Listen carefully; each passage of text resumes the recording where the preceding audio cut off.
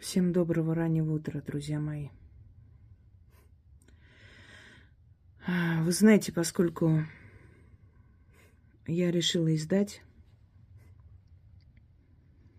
книгу о своей жизни и набираем текст с моих слов. И раз уж я решила откровенно рассказать о своей жизни, не знаю, вот насколько мне хватит смелости и силы воли это все рассказывать. К сожалению, в моей жизни было очень много страшного. Я не знаю, почему так получилось. Настолько много и часто. Может, потому что я была нелюбимым ребенком, можно сказать, беспризорным ребенком, хоть и не хулиганистой, хотя и не попадала в комнату милиции и прочее. Боги миловали. Такого грязного нутра у меня не было. Я все-таки держала себя в руках. Я внутренним каким-то чутьем понимала, что эти годы пройдут. А честь надо беречь с молоду.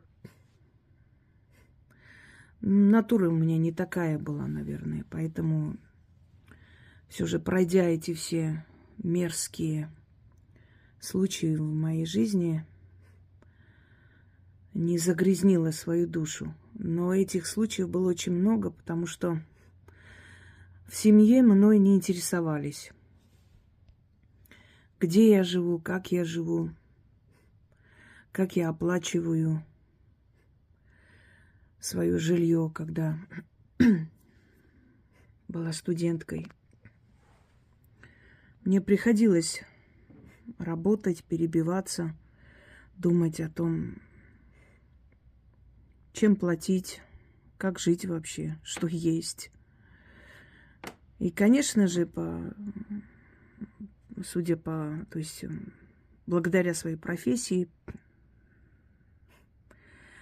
хоть я была студентом, но все равно хорошо владела историей, писала там очерки всякие, статьи, курсовые. Тогда еще не было там интернета, было, но он не был так в обиходе, еще только начиналось, 2000-е годы. Вот, дипломные, курсовые. Занималась репетиторством. Позже начала вести свадьбы, банкеты. Причем, когда приходила, все как-то так настороженно меня смотрели, но внешность южная. Думали, сейчас твоя, моя не понимать. А я так вела, что после брали мои данные, просили обязательно. Потом ребята, которые музыканты, они тоже на свадьбах выступали, им нужен был свой тамада. Я с ними ездила, работала. У нас была женщина, она уже старый человек, она была преподаватель, потом работала в администрации. Я знала, что она тоже когда-то подрабатывала так. Я пришла к ней, она мне многое объяснила, дала свои сценарии. Пытливый ум, надо было выжить, понимаете? И я просто поняла, что а зачем мне эти мозги даны, если я не смогу себя содержать. Как мой дед говорил, в гробу я видел должность, которую мой желудок не прокормит. Потом вела экскурсии, раскопки, участвовала в раскопках. Ездила по Золотому кольцу России. У меня огромное количество, надо посмотреть в старом компьютере, огромное количество просто видеотеки, фотографий. Псков, Великий Новгород, Ростов-Великий, Суздаль, Тверь, Тамбов. Где я только не была. Тамбов не в Золотое кольцо входит, но там тоже была и Элиста. Там мы раскопки кургана вели. Я работала все время. Если другие дети сбегали из дома, пили, кололись, шли на трассу, еще куда-нибудь от таких родителей, я просто окунулась в работу всецело. Вот начиная со студенческих лет, сначала была на очном, потом перешла на заочное, чтобы работать. Я и школу-то закончила, школа рабочей молодежи, чтобы работать, вечернюю. У меня не было выпускного, как у всех. А когда закончила университет, я даже не подумала о том, что пойти в выпускной. У меня не было возможности, ребенок родился. Весь день и так, там проклятие и ворчание, что мало меня, еще один род прибавился, и постоянно вот это все. Не у кого было просить. Там не было людей, человеков, чтобы я могла подойти и сказать, вот я молодая, мне хотелось бы тоже поехать на выпускной. Не, ничего человеческого у нас не было принято. Понимаете, как-то людское не для нас было это все. Мы слышали только проклятие. Я вам клянусь жизнью своего единственного ребенка, что я ни разу от своих родителей не услышала слово «доченька». Ни разу. Мне ни разу никто не сказал «умница» там, или «ты молодец», или «я тобой горжусь», или «хочешь кушать, поешь». Только жарешь, только тебе только жрать, только вот это, фу, это же когда ж ты сдох, хоть бы кто-нибудь тебя переехал, хоть бы. Вот только это я слышала. Поэтому у такого ребенка какая могла быть судьба, скажите мне? Конечно же, с головой окунаешься в работу, ходишь. Конечно же, на тебе, конечно, на лбу не написано, что ты ненужный отпрыск. Но это же чувствуется. Чувствуется, что ты хочешь любви. Смотрите сюда. Черная фигура, видите? Ну, кто-то скажет, да, образовалась от деревьев. Но прям я бы не сказала. Вот. Жутко как-то выглядит. Она как появилась как-то так. Ну, ладно, фиг с ним. А у таких детей, которые никому не нужны, всегда будет хулиганское окружение, всегда будут конченые, сальные, жирные, тупые, пьяные мужики, которые захотят ее заполучить любой ценой. Потому что она же сирота. Ну, при живых родителях сирота. Да, мои родители не были алкаши. Хотя нет, отец, конечно, был алкоголик. Ну, имеется в виду, что как бы это не считается неблагополучной семьей. Они были педагоги. Отец был режиссер театра. Режиссер театра. Угу. Мама была математик. Если бы я кому-то сказала тогда, в каком аду я живу, никогда в жизни никто бы не поверил. И, как правило, общество что говорит? Ну, все-таки это родители, ну, как-никак, ну, прекращай, ну, все же это надо уважать. Фу, блин, идите к черту. Уважайте, кого хотите. Не надо указывать людям, которые прошли ад на земле, что надо уважать своих тюремщиков. Понимаете? И пока я жила в Грузии, у меня была защита. Бабушки, дедушки за нас заступались. Мы не чувствовали этого так сильно. Они всегда были за нас горой. Мы были сытые, мы были счастливые. Но когда мы оказались один на один с психопатами, вот жизнь стала даже не объяснить словами.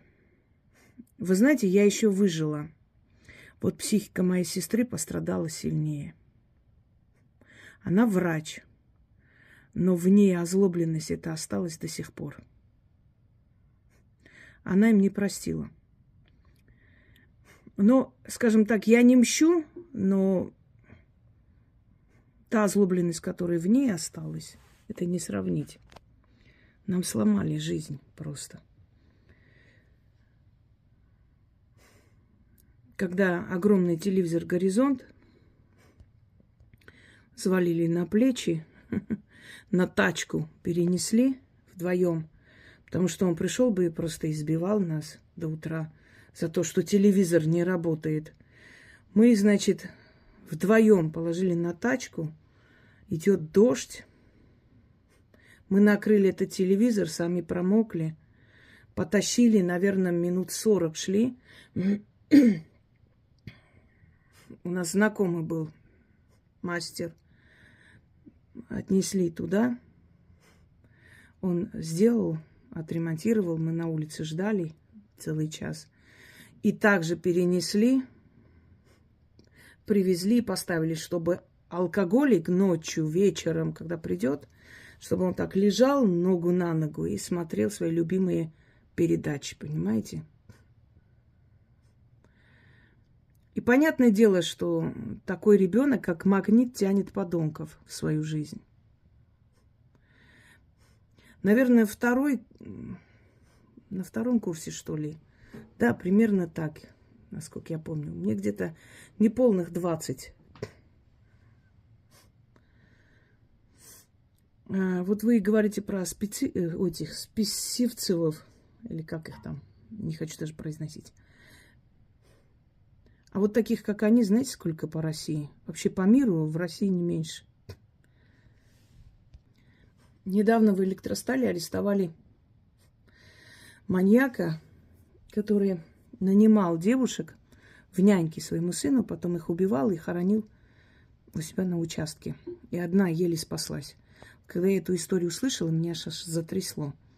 Потому что я была примерно в таком же положении, как те девушки. Я была в логове маньяка. Я занималась историей, репетиторством с одним ребенком по просьбе его бабушки. Ее знакомая работала у нас в университете секретарем. И они были знакомы. У детей мать умерла от рака. И вот мальчик и девочка. Бабушка взяла опеку, а отец прапорщик, прошедший Афган, Чечню, все там, уважаемый человек. Но я его не знала. Он мне был неинтересен. Я ходила к ним домой, я с ним занималась, все нормально, она мне оплачивала. Все было нормально. Как-то в один из дней она мне позвонила. Не было еще мобильных. Она позвонила в комнату туда, в общем, где я снимала комнату.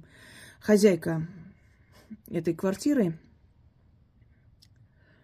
часто ездила к себе там на дачу зимой, летом у нее там что-то, она отдыхала, в общем, что-то там она занималась журналистской деятельностью на старости лет. Вот ездила отдыхать, писать, лес там рядом. И, можно сказать, я практически одна была в этой комнате, никого не было. Снимала одну комнату, она, значит, в зале, а я вот в этой комнате. Наверное, я так думаю, что ей было скучно. В деньгах она не нуждалась, меня она знала. У нее там внучка училась. И вот как бы вот так вот пустила меня. И я там жила некоторое время. И вот однажды бабушка этого мальчика мне как-то внезапно позвонила. Сказала, что приглашает на день рождения Антошки. Вот мы не будем, там много людей, просто нашими собираемся. Вот на даче будем отмечать. Вы знаете, кто-то спросит, а бывают чувства, предчувствия? Да, конечно. Всегда бывает, и сны бывают тревожные. Но дело в том, что пока жизнь не отпинает тебя просто от души, ты не поймешь, что нельзя игнорировать эти знаки. Нельзя игнорировать из-за вежливости, потому что неудобно, потому что, вроде знаешь людей, может, тебе кажется, но ты просто подозрительный. Нельзя ни в коем случае игнорировать такие знаки. А я игнорировала все время. перед тем, как... То есть перед этим, пару дней назад, мне снился сон, что в лесу меня терзает волк. Рвет прям в клочья.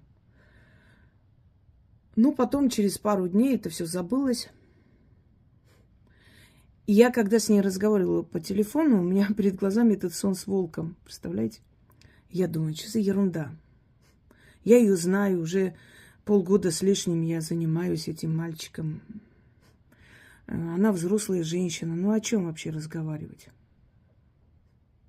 Я купила подарок ему. И девочке там куклу взяла, потому что я не люблю одному ребенку дарить. Всегда дарю двум детям.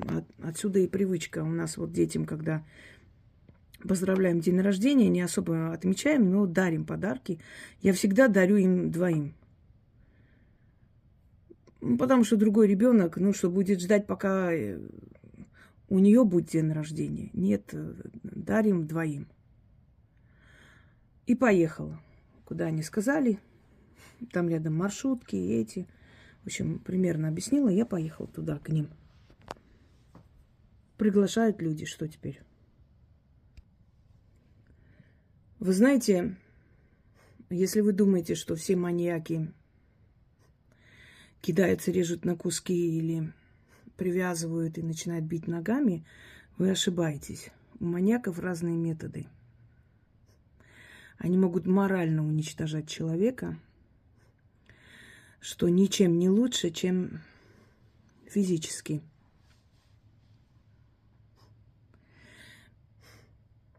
Значит, приезжаем, это бабка там только. Она говорит, мол, ой, дети сейчас поехали. Куда-то тетка отвезла их. Рядом там какой-то развлекательный центр открыли для детей. Сейчас приедут. Дома она. И все, больше никого нет. Ну, то есть так, дачный домик. И она мне говорит, ой, Анечка, знаешь, я поеду за ними, наверное. Может быть, что-то они долго задержались. Ничего нету, ни столов не накрыто, ничего нету. Вот как-то непонятно, что за день рождения такое. Поеду, как раз и торты, все мы должны были привезти. Вот только просьба, вот там она мне сказала, почистить морковь, что там такое, яйца поставила вариться. Вот это вот только сделай, и все. Мы сейчас, наверное, через полчаса будем здесь. У них ротвейлер был. Брут. Вот этот Брут, он меня знал, он очень хорошо ко мне относился, добрый такой пес. Ну, молодой, наверное, год-полтора, еще щенок, можно сказать, ну, уже такой подросток. Вот Брут как раз тебе будет не скучно. Я говорю, хорошо. И она ушла. Проходит минут 15, наверное, смотрю, кто-то идет. Заходит. Ну, я примерно видела фотографии у них дома. Я поняла, что это их папаша. О, кого я вижу, здравствуйте. Я говорю, здравствуйте. Ну, не буду сейчас ей имя, отчество называть. Ну, короче, там Маруся Батьковна поехала за детьми. И вот скоро приедет. А, ну, хорошо, хорошо. Он сначала там очень любезно со мной разговаривал, кофе там пить туда-сюда, налил мне кофе, сам, значит, коньяк там налил, сел, какую-то закуску попросил, я принесла. И когда он зашел, я чувствую, что Брут, вот этот пес, он сжался в углу, прям испугался, сжался в углу, пошел куда-то в углу, лег. Прям вот сжался в угол. Я не понимаю, что, ну, как бы, жду. Наверное, час прошел. Я говорю, вы знаете, может быть, они задержались. Я, конечно, хотела бы лично поздравить. Но я подарки оставлю, я поеду. Потому что, я говорю, все-таки завтра у меня занятие. Жаль, что... Ну, ничего, главное, что детям весело там будет. Я уже просто почувствовала, что это не то. И он мне такой: стоять. Ты чё, блин, не понимаешь ничего? Уже так навеселе. Я говорю: что я должна понимать? Он говорит: моя мать тебе заплатила. Я подумала, что за репетиторство. Я говорю: да. Ну вот и делай то, за что тебе заплатили. Я говорю: я сделала уже. Что ты сделала? Я говорю: я занималась вашим сыном.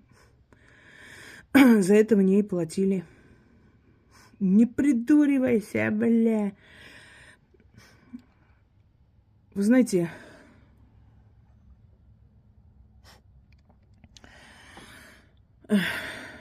вот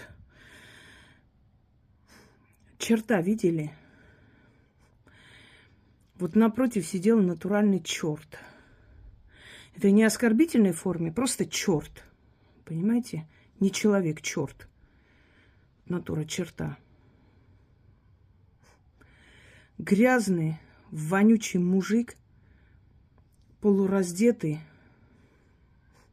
заплыл жиром, пьяный, с золотыми зубами. Такое отвращение у меня вызывал своим сальным видом. Я, конечно же, сразу же пошла взять сумку. Он за мной. Он меня за волосы, значит, потащил и кинул на диван. Я не буду рассказывать дальше. Нет, он меня не бил. Не душил, не связывал. Он просто открыл, у него там вот это вот, как он называется, уголок кухонный. Он так открыл, вытащил гранату, поставил на стол. Я не разбираюсь в оружии. Пистолеты, в общем, 2 штуки. Вот так вот раз, значит, он снимает с этого предохранителя и целится в меня. Вот так стоит. Он говорит: нет, передумал. Я сначала, говорит, этого сучьего, как он там назвал, сучьего сына или сучонка, не помню сейчас точно, потому что у меня дыхание перехватило, конечно. Этого сучонка, говорит, пристрелю и на собаку. Тебе не жалко даже его? Я говорю: зачем это делать? Ну, это от тебя зависит. Пристрелю я сейчас этого сучонка или нет? Я говорю: а как от меня зависит? Ну, естественно, меня трясет. Я просто пытаюсь не потерять самообладание. Не оскорбить, не крикнуть, потому что это бесполезно. Ну, это, то есть, прямая смерть. Причем он мне сказал: ты, говорит, первая, что ли? Ты думаешь, ты первая? Вон у нас лес и лопата есть. Знаете, у меня вот есть внутреннее чувство, что он, может, и делал. Не может, а скорее всего. Но я знаю, что никто не будет этим интересоваться, никому это не надо. Никто его не будет искать. Я и забыла его рожу вообще. И он так, значит, опять вот так на него, на меня.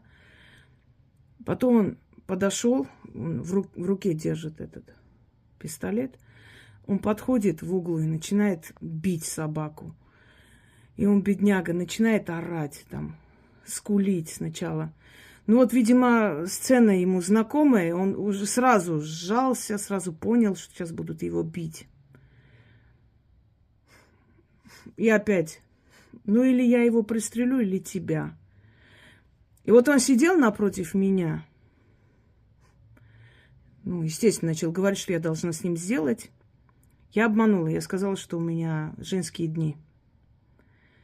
Он говорит: ну, другие способы существуют. Вы знаете, если бы дело дошло до того, или жизнь, или вот для ребенка просто вот эта вот неприемлемая вещь, даже непонятное, как это делается и что это, но если бы дошло до этого, конечно, и мне кажется, любой на моем месте согласился бы на все, лишь бы выжить. Но он разделся, это животное, сел напротив, Я старалась на него не смотреть, но я вам скажу, что у этих ублюдков очень сильный комплекс неполноценности по мужской части. Они никакие. Я думаю, что мы взрослые люди, и вы понимаете, о чем я говорю. Абсолютно ничего. Вот он сидит, вот это жирное животное, и, ну, там ничего нету. И я так думаю, что у него вот эта вот ненависть к женщинам именно из-за этого, что он закомплексованный импотент. Он мне дальше начинает. И вот знаете как, вот моральное насилие о том, что такие, как я, как он таких, как я, значит, в Чечне гасил, нейрусей. И вы не должны жить, и вам вообще, кто вам позволяет, то, что вы дышите, надо вот таким, как он, там, кланяться в ноги, целовать, что позволяет вообще дышать и жить в России. И он начинает мне говорить, значит, мерзости о том, что, скорее всего, у меня там дома и брат, и отец, и все там уже по 1000 раз, и что ты ломаешься. Знаете, вот, то есть такие вещи, чтобы вывести, он смотрит, что я спокойно реагирую. Ну а что мне еще делать? У меня же есть разум, я же понимаю, что другого выхода выжить нет. И он начинает выводить меня, делать мне больно, больно, больно, чтобы я что-то не то сказала. И я не знаю, почему он не мог подойти ударить. Честно, это уже к психологам, к настоящим психологам, не ко всяким профанам. Но он меня только один раз схватил и потащил в комнату. Он меня не трогал.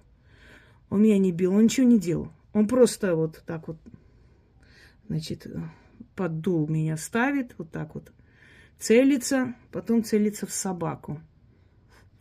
Опять подходит, начинает бить эту собаку и говорит: это из-за тебя он страдает. Потому что если бы ты сделала то, что я сказал, он бы не страдал. Я говорю: но я не могу так. Понимаете, я же вас не знаю. Это же неправильно. Вам самим это будет неприятно. Наверное, люди должны знакомиться. Я начала разговаривать. Он начал плакать, эта тварь. Начал рыдать, с этим пистолетом стоит. Ты не понимаешь, сколько я пацанов потерял в Чечне. Вот так вот рыдает гнида. И опять на эту собаку. Мне кажется, эта собака посидела хуже, чем я. Или она была уже привыкшая, но в любом случае жутко боялась. Глаза широкие. И вот я туда поехала где-то в обед. Она мне позвонила где-то в 10 примерно вот так утра. Я купила подарок, поехала где-то в 2, чуть позже. Да, в 2, полтретьего. Мы сидели там. Он меня держал на прицеле, пил, вот так держал. Я боялась шевелиться. Меня и собаку. Говорил самые гнусные вещи, плакал. Говорил, что такие твари, как я, неруси, должны сдохнуть. И он будет это делать. Он будет очищать мир от таких, как я. Что его пацаны лежат в земле, а я такая шлюха там живу. Вообще вот и так далее. Я не знаю, там, честно, не было часов, чтобы вам сказать, но, наверное, до полуночи. Я чувствую, что я вот сейчас, ну, что-то со мной будет. Я хотела попроситься в туалет, но в этот момент, видя его бешеные глаза, скажу вам честно, все силы организма собираются воедино. В какой-то момент мой мозг вообще отключил все мои человеческие функции. И он мне говорит: тварь, я знаю, почему ты не хочешь, потому что ты болеешь чем-то. Ты же болеешь, наверное, чем-то, ты же там шлялась, ты где-то там перепихнула, сука. Ты чем-то болеешь, ты боишься меня заразить, чтобы я тебе башку не оторвал. Так и скажи. Я думаю, если я сейчас скажу «да», он меня пристрелит. Скажу «нет», я ничего не говорю. Он дальше: ну чё, блин, молчишь-то, чё, ишачка, бля. И вот у меня такое было ощущение, что это будет бесконечно, просто никогда не закончится. И в какой-то момент на улице, у них дачный поселок, это было такое май, что ли, ну, к лету переходило. Не лето, но уже конец, да, конец мая. Потому что у них каникулы начинались, насколько я помню.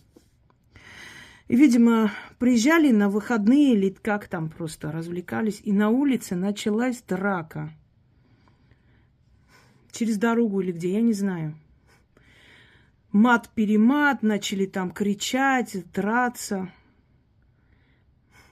И он насторожился, значит, оделся быстро.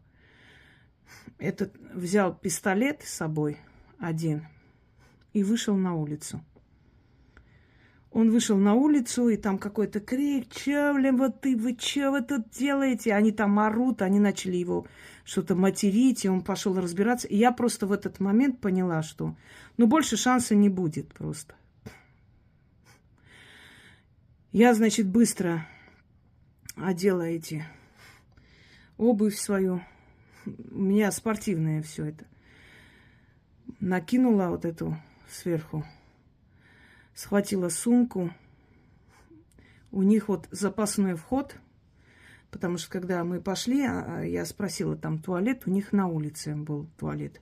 Может, и дома был, но она на улице мне показала. И вот там калитка и запасной ход. И через эту сторону дома, и вообще вход в ту сторону, на ту улицу. Там еще чей-то огород и дальше. Но там дома никого не было. Видно было, что выключено все. И я позвала этого Брута, он подбежал ко мне. Я его, значит, за ошейник вот так схватила. У него только ошейник был черный, кожаный. И вывела с собой. Я говорю: беги за мной. У меня не было опыта с большими собаками. Я боялась тогда больших собак. Да, в детстве были все, но вот опыта с большими собаками, еще с чужой собакой. Он побежал за мной. Какие они умные все-таки. Он понял, что это его спасение, понимаете? И мы вот через этот ход запасной, они там еще орут, мне кажется, они еще полчаса с лишним там дрались, или что, он только после, наверное, понял. И выбежали через калитку, побежали мимо леса. Я не знаю, куда я бежала. Бежали, вот просто вот, куда глаза глядят. И, видимо, вот эти вот ночные автобусы. И вот автобус, смотрю, автобус. Я даже не посмотрела, куда он едет до этой остановки. Я остановила, значит, он остановился, и там и люди выходили. И мы с собакой, я его так побежала, я говорю: можно с собакой? Он говорит: можно, если там не нагадит. Я говорю: не нагадит. Я, значит, тогда не было этих кондукторов. Выходили, оплачивали. И мы поехали. Мы поехали в какой-то район Волгограда. Ну, куда-то, я не помню уже. И я с этой собакой выхожу, смотрю, там эти такси стоят. Ну, кавказцы там стояли. И я говорю: ребят, а можно с собакой? А то я с дачи. Я говорю: опоздала, с собакой отвезете? Ну, ладно, садитесь. Если доплатите чуть-чуть. Я говорю: доплачу, конечно. Мы сели, я назвала адрес. Привезли, я подняла Брута к себе. Он не знал, этот ублюдок, ни мой адрес, ни где я снимаю. Никто из них не знал, конечно. Я не посвящала их в такие дела. Дома никого нету. Я знаю, что хозяйки нет. Мы пришли домой, закрыли дверь. Я вот так спустилась. Вот как собака там прижалась в углу, так и я. И он ко мне подошел такой, уткнулся носом. Я не плакала, ничего. Мы просто вот так вот обнялись. И вот так вот, я просто так сижу до утра. Я, видимо, уснула, он на мне уснул. Утром проснулись. Я 3 дня не могла разговаривать. Я ничего не могла говорить, вообще ничего. Я никуда не поехала, ничего. Я, значит, там нашла какую-то веревку. С этой веревкой я привязала к его ошейнику, вывела погулять. Пришли, я не покупала корм, ничего. Вот все, что дома было, вот все, что там хлеб, все, что я варила, он ел. Мне звонила эта тварь, мамаша его. Я чувствовала, что это она. Я не брала трубку. На третий день она позвонила. Мне говорит: а что там случилось? Я говорю: а вы не знаете, что случилось? Ну, конечно, знает. Ну, послушайте, я же не это, я просто опоздала, я думала, вы уехали. Я говорю: вы все знаете прекрасно, давайте не будем говорить больше ни о чем. И она мне говорит: а Брут у тебя? Я говорю: у меня, но я не отдам. Но это же наша собака. Я говорю: если вы будете настаивать на том, чтобы я эту собаку вернула вашему ублюдку-сыну, значит, я пойду и напишу заявление. Выбирайте. Либо я спасаю собаку, либо он садится в тюрьму. И она, ничего не сказав, положила трубку. Я, конечно, не могла собаку содержать у себя никак. Я позвонила, у нас была одногруппница, Марина. У них там частный дом. Приезжала в Волгоград, училась, Средняя Ахтуба. Село большое. А я знаю, что у них ротвейлер был, который умер. Они его очень любили. Я сказала, что я нашла собаку. Ротвейлер, очень похожа на вашего пса. Возьмешь, Марина? Она говорит: ой, да я даже не знаю. У папы спрошу тогда и перезвоню. Спросил, отец согласился. Я с этой собакой поехала на вокзал, с вокзала в Среднюю Ахтубу, отвезла, отдала им. Я знаю, что они его любили, что все было хорошо. Потом мы встретились, он был счастливый пес. Я не знаю, дорогие люди, почему мне вот эти испытания выпадали. Слишком много на одного человека, слишком много. Но, наверное, для того, чтобы я закалилась, наверное, чтобы прошла внутренняя паника, наверное, чтобы каждого человека могла понять, наверное, чтобы осталась человек. Я же могла убежать, мне было плевать и на их дом, и собаку. Но я собаку не бросила. Потому что эта собака была, как вам сказать,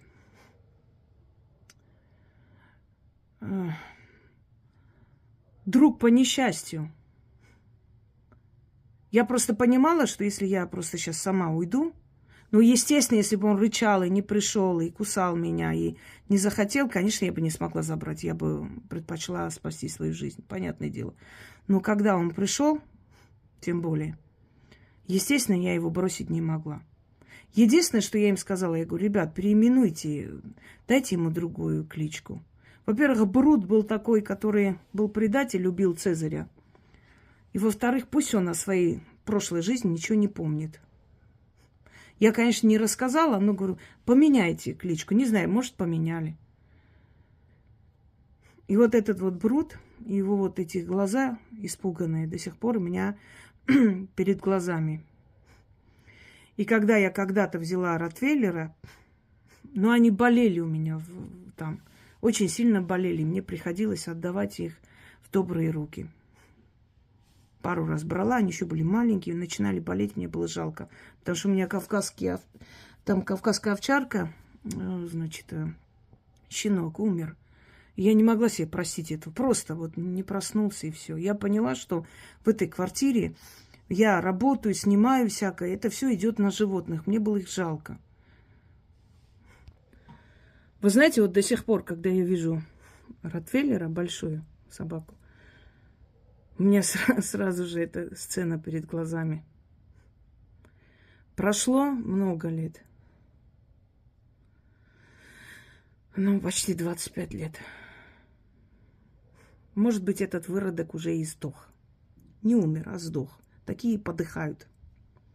Скорее всего, да, потому что ему тогда было под 50 лет.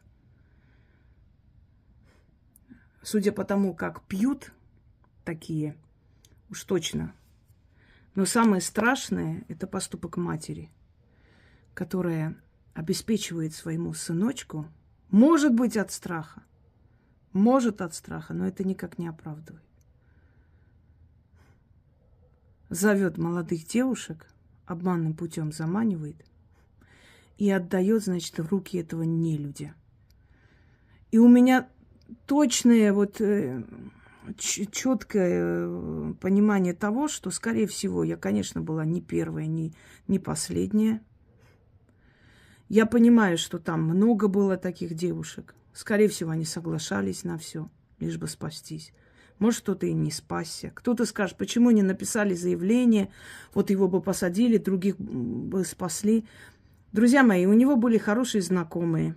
Они были непростая семья. Он был армейский человек. Вы же знаете. Да ты сама, сучка, не захочет, кобель не вскочит. Все ты прекрасно понимала, куда ты поперлась и так далее. Никому бы я ничего не доказала. Вот как он возил, так бы и возил этих девушек. Поверьте мне. Ничего бы это не поменяло. Но я знаю одно. Что я прихожу как правосудие в жизнь определенных людей, и я это заметила за собой много раз. Дело не во мне, дело в тех силах, которые за моей спиной. Меня приводит в жизнь тех людей, которых Вселенная устала терпеть, прощать и давать шанс. И я последней каплей становлюсь. После меня эти люди наказываются очень страшно. Не знаю, не следила за их судьбой. Мне отвратительно даже помнить эту мразь. Будьте осторожны. Очень осторожны. И говорите своим детям, что даже если вас приглашают ваши учителя, как я говорю своим деткам, что был такой всенародный мучитель, так назвали его потом. Он открыл лагерь, там тренировал детей, все его обожали, любили. Оказалось, что он пытал их. Детям говорил, что вот он показывает, как пытали партизан немцы. И что об этом говорить никому нельзя. И когда нашли эту целую видеотеку, все были в ужасе. И что даже знакомый, тот же Головкин нелюдь, который показывал мальчикам там лошадей, он же был зоотехником, его знали, поэтому не боялись, поэтому сели в его машину. Я всегда говорю сыну, когда тебя зовет человек, которого ты знаешь, твой учитель, наш сосед, неважно, ты позвони при нем и скажи мне: мам, я вот иду вот к дяде Васе, вот он меня позвал там что-то, не знаю, мультики показывать. Чтобы он знал, что я знаю, что ты к нему идешь. И это тебя обезопасит. И если у него есть плохие намерения, он вообще откажется, скажет, что у него времени нет. Вот эти все страшные происшествия в моей жизни меня научили быть очень-очень осторожным. Это я сейчас рассказываю, потому что прошло 25 лет. И некоторым покажется, что с легкостью как бы рассказываю. Но в тот момент у меня белки глаз пожелтели. Я думала, что у меня желтуха. На почве страха бывает желтуха, которая потом может обернуться и стать онкологией. И вот онкология, которая меня потом догнала, вы думаете, она просто так была, случайно? Все это, вот это пережитое в жизни. Я уж не говорю там мелкие какие-то события, каких-то подлых людей, это ладно, фиг с ними. Посмотрите сюда. Опять же, это вот черная точка, как будто вот крылья черные и некто, видите, что там образовалось? Поразительно, честно. Ну ладно, пускай.